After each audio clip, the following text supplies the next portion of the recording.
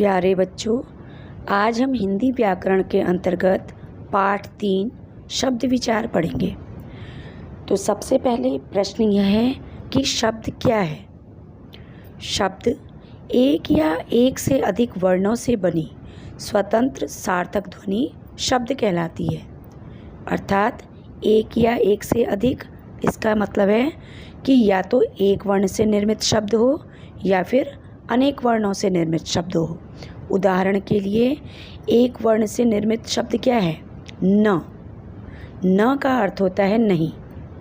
ऐसा न करें तो न का अर्थ होता है नहीं।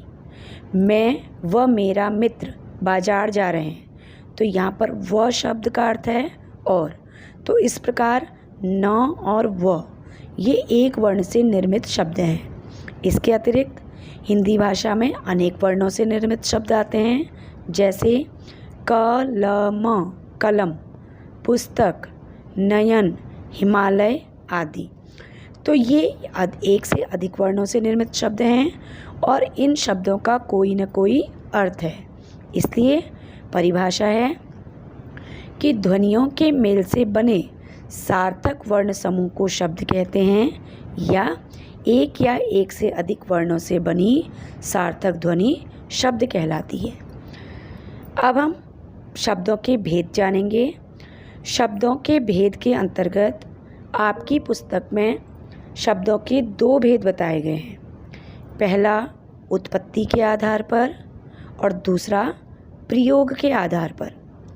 तो उत्पत्ति के आधार पर भी शब्द के 4 उपभेद हैं, जिसमें पहला है तत्सम शब्द, दूसरा तद्भव शब्द, तीसरा देशज शब्द एवं चौथा विदेशी या विदेशज शब्द। दूसरा प्रयोग की दृष्टि से शब्द के भेद हैं। इसके भी 2 उपभेद हैं, जिसके अंतर्गत विकारी शब्द और अविकारी शब्द आते हैं। तो अब पहले हम उत्पत्ति के आधार पर शब्द के जो 4 उपभेद हैं, तत्सम, तद्भव, देशज और विदेशज शब्दों के बारे में जानेंगे। तो पहला है हमारा तत्सम शब्द। तत्सम शब्द क्या होते हैं? तत्सम शब्द वे शब्द होते हैं जो शब्द संस्कृत भाषा से हिंदी में बिना किसी परिवर्तन के लिए गए हैं। यानी संस्कृत भाषा के वे शब्द जो हिंदी में ज्यों के त्यों प्रयोग किए जाते हैं, उन्हें तत्सम शब्द कहा जाता है।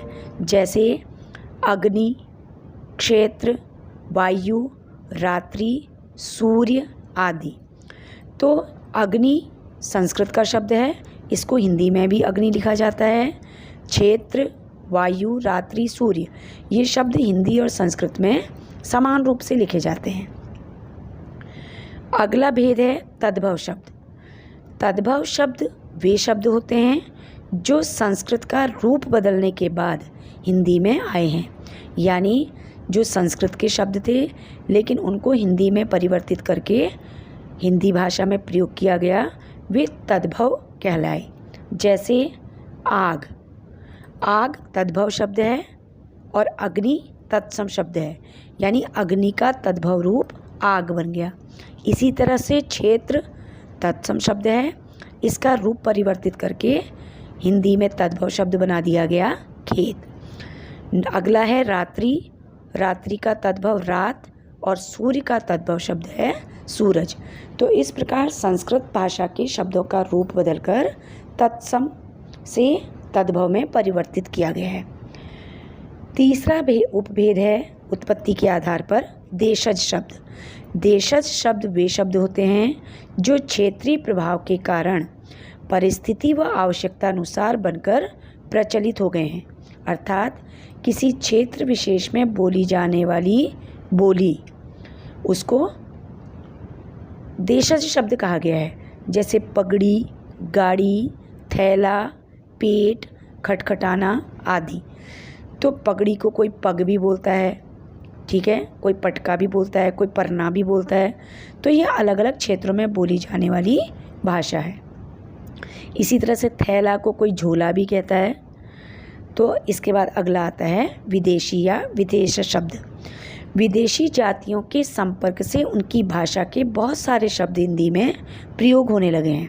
यानी विदेशी भाषा के शब्द जो हिंदी भाषा में प्रयोग किए जाते हैं वे विदेशी शब्द कहलाते हैं। अब ये विदेशी शब्द अंग्रेजी भाषा के भी हो सकते हैं, अरबी और फ़ारसी भाषा के भी हो सकते हैं, जैसे स्कूल, अनार, आम, कैंची, अचार, पुलिस, टेलीफोन, रिक्शा आदि। तो स्कूल, पुलिस, टेलीफोन ये सारे शब्द विदेशी भाषा के हैं। तो बच्चों, आज के वीडियो में हम केवल उत्पत्ति के आधार पर शब्दों के भेद पढ़ेंगे। इससे अगली वीडियो में फिर मैं आपको प्रयोग के आधार पर शब्दों के उपभेद बताऊंगी। तब तक इस वीडियो को ध्यान से देखें, हर एक शब्द के रूप को समझें। धन्यवाद।